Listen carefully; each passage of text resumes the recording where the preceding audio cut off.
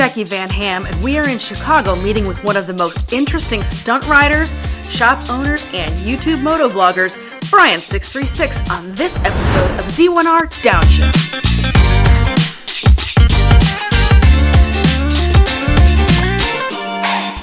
If you missed part one of our visit with Brian636, here is a quick recap.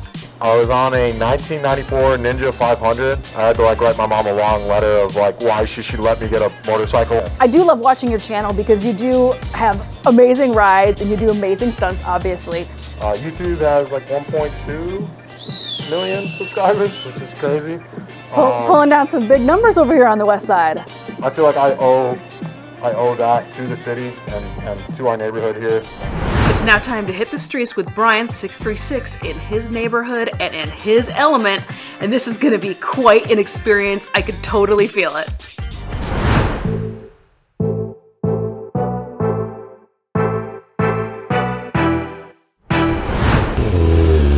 All right, you ready? Come on now. All right, Jackie, rule number one of riding with me, stay with me. Come on. You stay with me. We're defensive riders. We're defensive riders out here, okay? We lane split so we don't get rear-ended because people are always on their phones here. And more states are starting to accept it, actually, which is pretty cool. So far, my ride seems like a normal ride on the street, but that isn't gonna last long.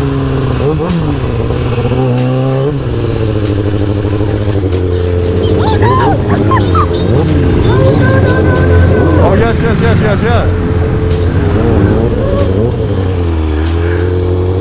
Cool little overstop at 290. All right, well, nice and easy now. You're gonna make a right and then a left.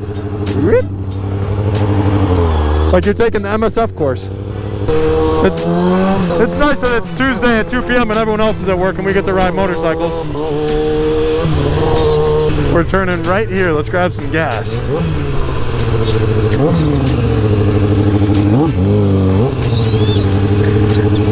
Tell that guy to slow his roll. Wherever Brian rides, he tends to draw eyes on him, and sometimes people aren't fans.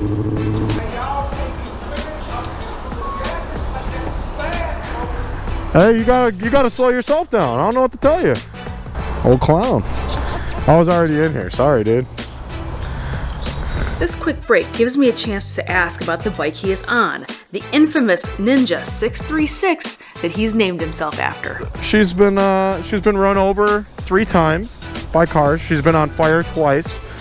She's got 72,000 miles on it. But yeah, the crash protection will basically just let you lay down the bike without any damage to it, you know? Brian has built his brand into a multifaceted business that is always evolving. You know, to maybe open another shop would be cool, but I really do want to I want to stay in the neighborhood, and I want to remain a fixture here. And if that means that we expand our current business and the size of it here, okay. But as far as me hosting rides in other cities and stuff, no, I'm not going to do that. I think that belongs to the locals that those cities, belong to. All of that planning and preparation is what brings back riders year after year to arguably the wildest stunting event in the country. The 2024 version of Leaned Back brought the usual masses of riders, including over 2,000 showing up to the Friday night ride through the city. And once the rides of Leaned Back are over, it's back to business for all of the aspects of Brian's business ventures. It's a big fire, and they're all sticks in it, So Misguided, YouTube, Instagram, stunt shows, sponsors, it all is part of this fire, and I want it to be that way because if one of those sticks does dwindle down, or it goes into a slow season of one or the other, the others might burn a little bit brighter for those couple months, if that makes sense. And there's multiple people. It's not just me. I have a full-time editor. I have a full-time mechanic. I have a full-time service manager. So it's not just me over at Misguided putting out these videos and doing this. There's a lot of people behind the scenes. Acknowledging all those that contribute to the community Brian has and continues to build is a reflection of his character. Oh, absolutely. It takes a village, and I would really caution anyone that's paying that much attention to the numbers that it might not be for you in the long run. Because if you do pay attention to the numbers like that so much, you'll get burned out, and you'll lose motivation and gain motivation, and it'll just go on this crazy roller coaster because you'll be paying attention to, oh man, I got 2 million views this week. Oh, I got 200,000 this week, and you're beating yourself up over that. You know, the less you pay attention to that, I think the more happy you will be. That's great advice from a guy that is getting it done online. But sometimes content just creates itself, like a recent incident Brian had in Milwaukee. I'm gonna go out a limb and probably say this man was under the influence. But other than that, yeah, he grabbed me really hard, and I didn't know who it was. So my gut reaction is I'm getting grabbed on a burnout, and yeah. That's what I did. I pushed him away because obviously he didn't understand that bike's going 60 miles an hour with the rear wheel, and it's a safety concern. So.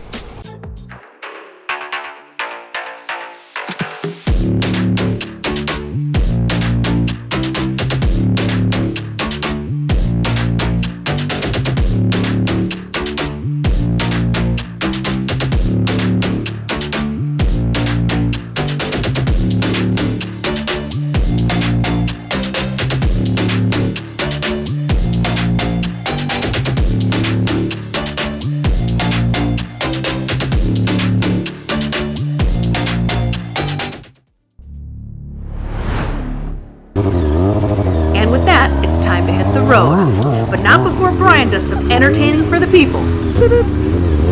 Don't follow me too close now, alright? Hi, drone! It's so cool to see a company as big as Z1R out here in the hood like this, like filming and, you know, acknowledging our community here. It's cool. As our ride continues, Brian rolls into one of the reasons his videos are so popular online: his love and historical knowledge of these neighborhoods. Going down Roosevelt right here. A lot of these businesses haven't been open since the Martin Luther King riots. Like some of them are still like from the 60s and 70s. So not the most recent string of riots that happened here, but the riots that happened in 1968. All the way from here, pretty much to Independence, there's a lot of like really old buildings that haven't been open for a long time. To be honest, I was here in 2020 at this exact intersection, and that business and that beauty supply place both got looted, and I think that one got set on fire. So the businesses that were open here during the 2021s got pretty screwed up too. And of course, a ride on the streets of Chicago with Brian, 636, isn't complete without some stunts. Oh, I forgot. I gotta show you what this tank's for.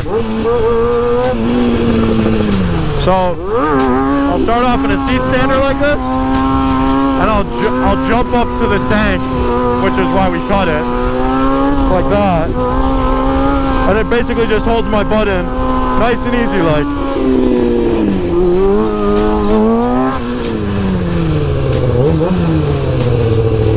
As we make our way through the west side, we arrive in a pretty notorious area of Chicago.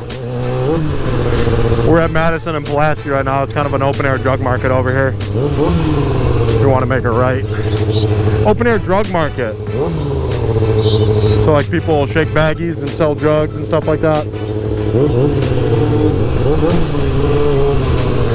On a cooler day like today, though, I don't know if we're going to see too much of it. Oh yeah, there's guys serving over there. A visit to Chicago isn't complete without a ride underneath the iconic L tracks.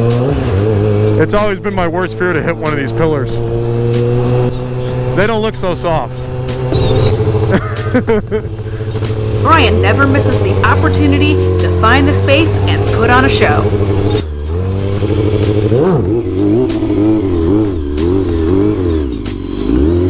Whoa! You can't follow me too close now, lady. You gotta give me some room. Very good.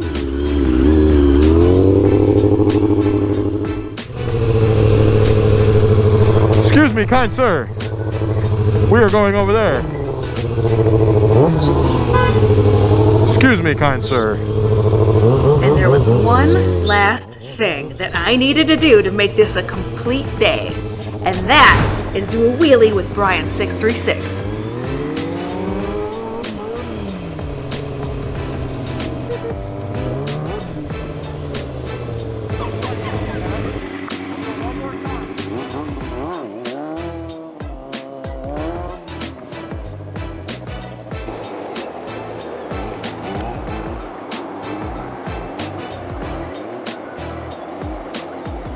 Well, I can safely say I have never experienced Chicago like that. Thanks to Brian636 for a great day in the city and an incredibly memorable ride. Catch us next time on Z1R Downshift.